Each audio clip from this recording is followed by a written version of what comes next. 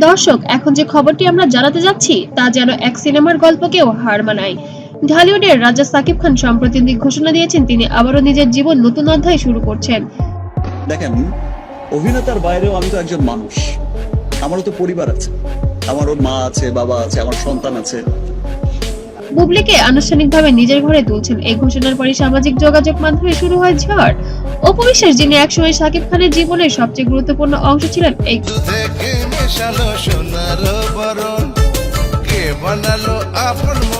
খবরে সম্পূর্ণ ভেঙে পড়েছেন বলে জানা গেছে। তবে শুধু কান্নায় ভেঙে পড়লেই থামেননি তিনি। পরিবারের পরামর্শে শেষ পর্যন্ত আইনি পদক্ষেপ নিতে বাধ্য হয়েছেন এই জনপ্রিয় অভিনেত্রী। সামা কোনো কারণে যদি ওইখানে বলে বসে যে আমি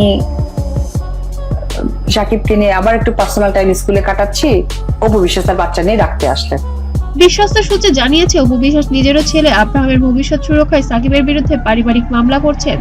মামলার বিষয়বস্তু এখনো প্রকাশ করা হয়নি, তবে জানা গেছে এটি সম্পূর্ণ ব্যক্তিগত অধিকার ও অর্থনৈতিক দায়বদ্ধতা সংক্রান্ত।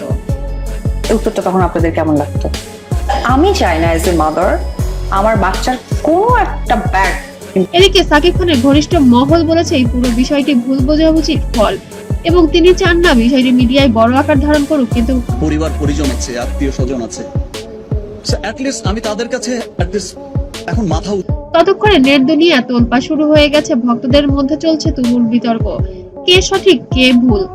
সাকিবের নতুন সিদ্ধান্ত নিয়ে ন্যায়সঙ্গত নাকি অপু বিশ্বাসের এই মামলায় ঢালিউডের নতুন যুদ্ধের সূচনা ঘটেছে, তার উপরে পড়ি। দ্যাটস ইট।